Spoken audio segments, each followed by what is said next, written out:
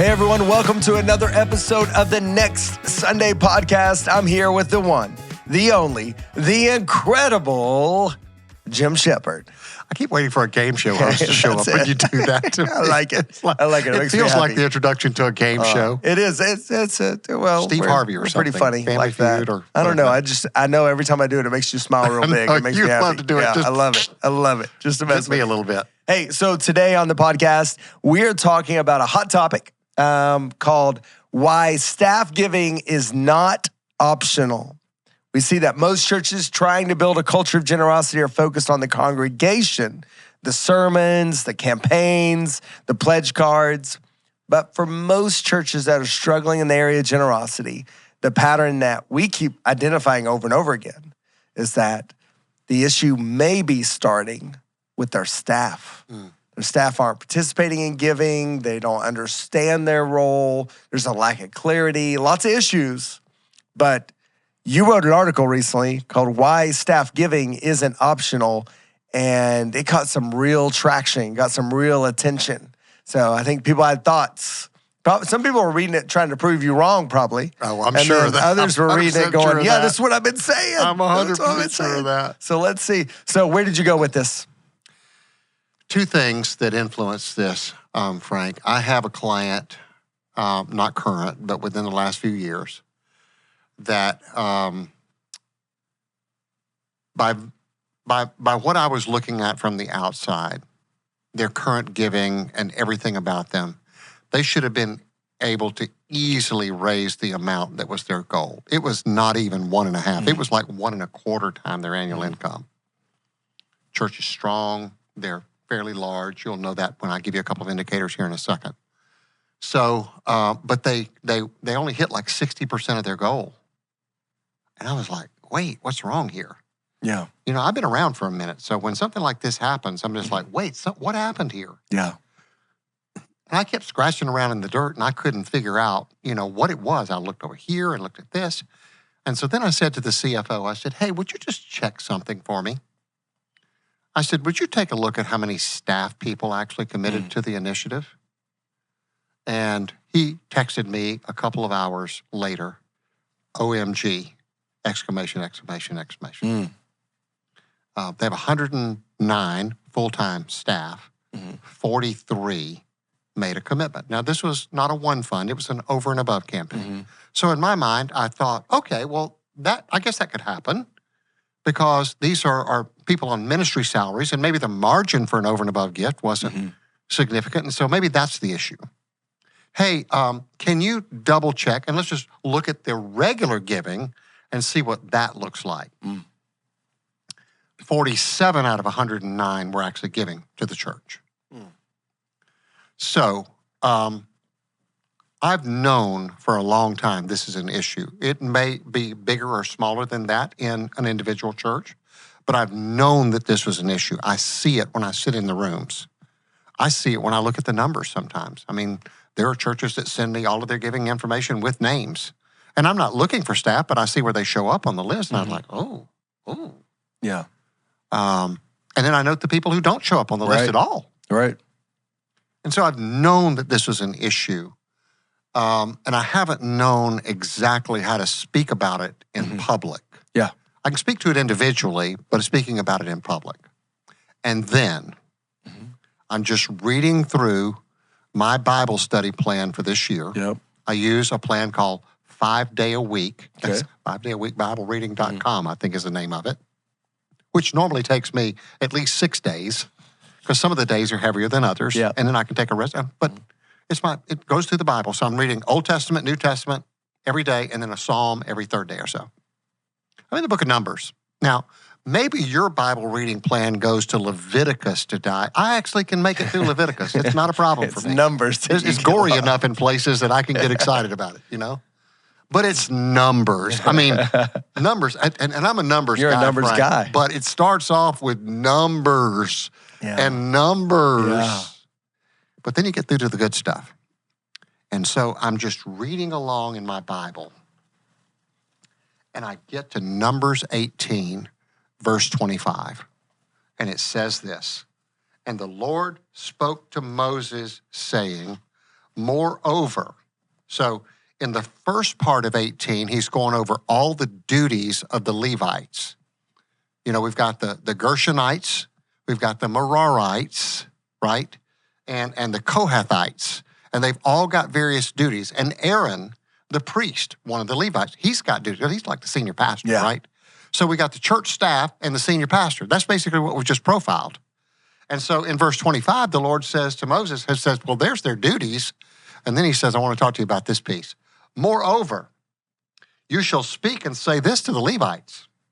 When you take from the people of Israel the tithe that I have given you from them for your inheritance, then you shall present a contribution from it to the Lord. And in the ESV, it actually is very specific, a tithe of the tithe. Leaving nothing to the imagination, Frank. And I mean, how many times have I read this? And I've never stopped and pondered it. Yeah. And so then it says, and your contribution shall be counted to you as though it were the grain of the threshing floor and as the fullness of the winepress. So you didn't earn this from working, but it'll be counted to you as if you'd earned it from working. Wow. Yeah. Isn't that powerful? That your people work to give it, and now their tithe, and so you get credit as if you had raised the crops or if you'd crushed the grapes. Yeah, yeah. Then he says, so you shall also present a contribution to the Lord from all your tithes, which you receive from the people of Israel. So he's restating what he's already said. And from it you shall give the Lord's contribution to Aaron the priest. So Aaron gets a portion of the tithe. He gets paid from it as well. Out of all the gifts you shall present every contribution due to the Lord. From each, its best part is to be dedicated. What's the best part? The first part. It's the first fruit. I mean, that's exactly the lesson we learned from Cain and Abel. Abel gave a firstborn, and so it's a tenth. Therefore you shall say to them, when you have offered from it the best of it, then the rest shall be counted to the Levites as produce of the threshing floor and as produce of the winepress. Again, saying the same thing. You get credit as if you had earned it. And now, listen to this, Frank. And having done that, and you may eat it in any place, you and your households, for it is your reward in return for your service in the tent of meeting. This is your pay for being on church staff. Yeah. And when you do this with the 10th, you now have freedom with the 90%. Do you see that? And that's in there. And then he says this, and you shall bear no sin by reason of it. So what he's also saying is the integrity of the offering is protected by the way that you handle it. Wow. Not the congregation, the staff. Yeah. The integrity. Oh, so good. When you have contributed the best of it, but you shall not profane the holy things of the people of Israel. Yeah. And so I was like, Frank, I'm not a Bible scholar. I don't pretend to be. I mean, I know the Bible. I've read through it a number of times. But when I see something like this, I was like, good Lord, is this saying what I think it's saying? Yeah. So now I'm reaching up in my little place where I read my Bible every day. I've got my reference books are up in the cabinet. So I start getting my commentaries down. Holy cow, it's exactly what I think it is. It's the exact thing that I've been looking for to speak in public about this issue that I know is an issue for every single church. And hardly anybody knows how to address it because there are arguments, and there is just no argument from this. Wow. This whole idea, well, Jim, our people feel like that they're being given, that the tithes of our people are supporting them, so they're making a circular argument. There's no circular argument here. Right. What Moses is saying is it's not only not circular, you're giving integrity to the offering by the way that you treat it with what you're doing with it. Yeah. I was astounded. That's so good. And so when I'm thinking about that church is just one of many. Yeah. It's just the most recent one that I could think of. And it's a pretty extreme one, so I don't know that everybody has it, but all churches have this as an issue. Yeah. I'm hardly aware of any that don't. And so I was like, I'd say that, and I've looked for a way to speak about this in public, and now I have it. Yeah. It doesn't start with the congregation, Pastor. It starts with you. Generosity, culture starts with you and your church staff and how you handle the tithe that comes into your hands. You don't get to be a spectator. You have to be a participant. Yeah. That's so good. That's so good. Where do you see, like, first of all, have you got to share this with any pastors and leaders yet? Oh, 'Cause I this have, is fresh. brother. I have. How have And the responses been? Speechless. Okay. Have never seen it. I have yet to review this with anyone. Now, my sample size is relatively small so far, but when I have done this, in fact, I've made this a part, our Generosity 360 rhythm, when we're talking about theology of giving and then your giving story. I now have a slide deck that I use with them that's based on this very idea. So go through it very pointedly. I did it with a client of mine 2 weeks ago. They sat there with their mouths open. I've never seen this. I've never understood this way. Okay. And so now they have a framework. Yeah. So let's step back for just a second. What are the justifications that staff give for not giving? Let's kind of go through some of the big ones that you hear. I know it's not on our list of things to discuss, but the reality is, what is a pastor going to hear? What's the feedback if they do a presentation or they're talking about this? What's that initial feedback going to be or justification?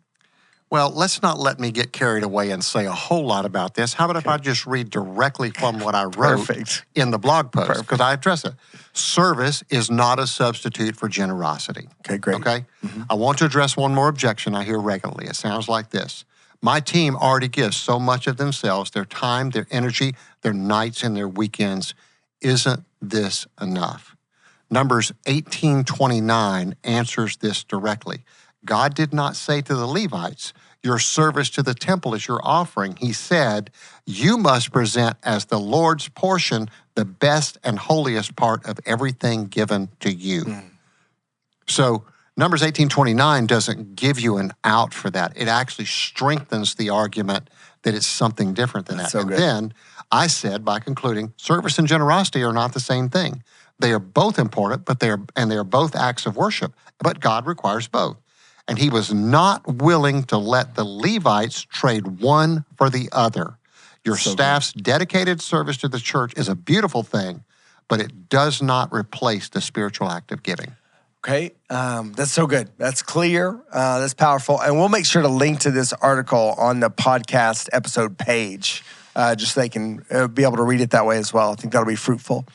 How do you help the staff member that says, listen, I'm all in. It's my spouse. My spouse has been hurt. My spouse is whatever. We're navigating it.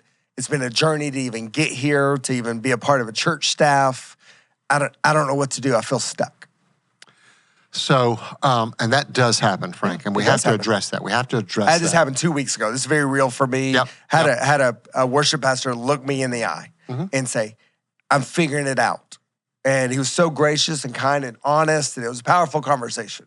Yeah. But it was still very real. And So that's an opportunity for the pastor or someone on the staff, maybe the executive pastor, to guide that person in a spiritual conversation. Yeah. This is, at that point, it's not a matter of compliance. It's never a matter of compliance. It's a matter of the heart. That's right. And because it's the matter of a heart, that makes it a spiritual conversation, not a financial conversation. Yeah. So, and then, of course, I think what we all know is God doesn't want us to tear up the marriage covenant so that we can come over here and make a tithe to the church. He wants us to regard the marriage covenant as primarily holy and sacred, and then work the other matter out incrementally as it is allowed, right? So you're not going to force your spouse to go to a place that they're not ready to go. Yeah. You want to pastor their heart. Sweetheart, what do we have to do? How are we doing? Is it a point of origin? Is it, a church that handled the matter inappropriate? Is it bad theology? What are the issues that we have to deal with? And sometimes it might take a while for them to get over that. And you have to be patient. Spiritual growth sometimes happens in a microwave, mostly happens in the oven. A little slower bake, a little longer time. That's so good. That's I think, the issue. But it's a very real issue. If a church just decides this is awkward and they don't want to really address it, or they kind of talk around it, we've seen plenty of churches do this. How does it practically play out, not spiritually, practically play out in those staff members that aren't giving, that don't agree with this, what you just shared? They don't agree with this, or they've justified reason why it doesn't apply to them. How does this show up in their in their language, in their words, in their demeanor when it comes to a generosity initiative, or when we're teaching, whether it be Gen 360 or we're teaching ground game of generosity or more comprehensive to a campaign? How's this show up? How's this affect things? Yeah. So I think what happens, Frank, is that their nonverbal and sometimes even their verbal language is going to be hindered. You can't speak with authority if you know that you yourself are not doing it, right? And maybe the staff doesn't know, the congregation doesn't know what it is, but they know something is off. Just like this church that I used earlier, there's nobody in the congregation that has line of sight to the information that I have from the CFO. Right. And yet they know something is off. The culture is off there. Yeah. Because you don't have staff people advocating for it because they themselves are not supporters of it. Again, I'm not trying to make them bad people. I'm just trying to explain this is how this stuff happens. That's how it plays out. And so here's what I want you to understand, want to say, Frank. This is going to be one of the sound bites from today. Okay. Reluctance is more dangerous than resistance. Okay. Tell me more. Resistance doesn't show up very often. It's not outright resistance. It's a reluctance to do something. It's not I'm opposed to the tithe as an idea. I'm just reluctant to do it at my house because I'm not sure we can make that work. Wow. I'm not sure we can pay the bills. I'm not sure we can go on the vacation we want to go. I'm not sure we can keep the kids in the private school we've got to be. I'm not sure, and it's reluctance. And so reluctance on the staff in particular is more prevalent and more dangerous than resistance because I don't see resistance very often. Wow. And that's what gets in the way. And so that's where I think it's so important for us to see this as an issue, that if they're not on board, it's going to get into the congregation. We said it. I said it kind of at the end of the blog post. Generosity culture spreads from the platform, but it begins in the staff meeting. That's good. Right? That's what I'm talking about.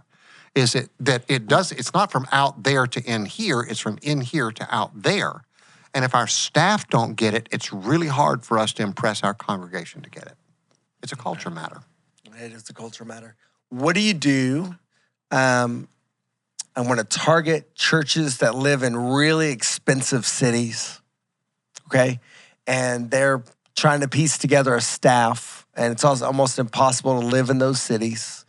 And they've ended up with some staff members that have moved, uprooted their families, whatever, to get there and taken a pay cut and made all the adjustments.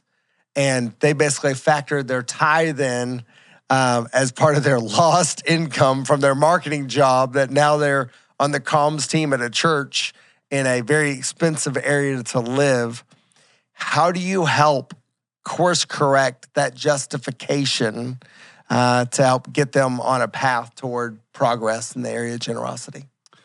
To me, Frank, I think that would be an onboarding issue. I think I would be reluctant to hire someone and move them to a location that they might not be able to afford if they had to compromise their commitment to giving. Yeah. And so I think I would handle that conversation before it even happens. I remember some years ago when I went through the entree leadership class at Dave Ramsey. Brilliant class. His stuff on hiring and HR was so good. But he talked about the fact, I don't know if they still do this or not, but when I went through the course, one of their final questions to a potential hiree was, we need to see a budget, a household budget for your family. Wow. And so what people thought was, they're looking to see if you have debt on there or not. They actually didn't care. You don't have to be debt-free to go to Ramsey. Dave said out loud, he said, we love it if you got debt because we're going to help you get out of debt. Yeah. What he said is, we're not going to hire you to a position with a salary that we know in advance is not going to work for your household budget. Wow. It's setting you up for failure. Yeah. And I remember hearing that, and I was like, gosh, what a That's great powerful. idea. Yeah. We're not going to set you up to fail. And I would say the same thing to a church.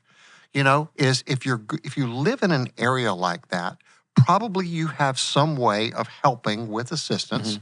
I have a church client in California. They actually have some houses that they've bought that to help people. And you're a staff person, you live in that house for a while. And you're able to afford to live there because probably you couldn't.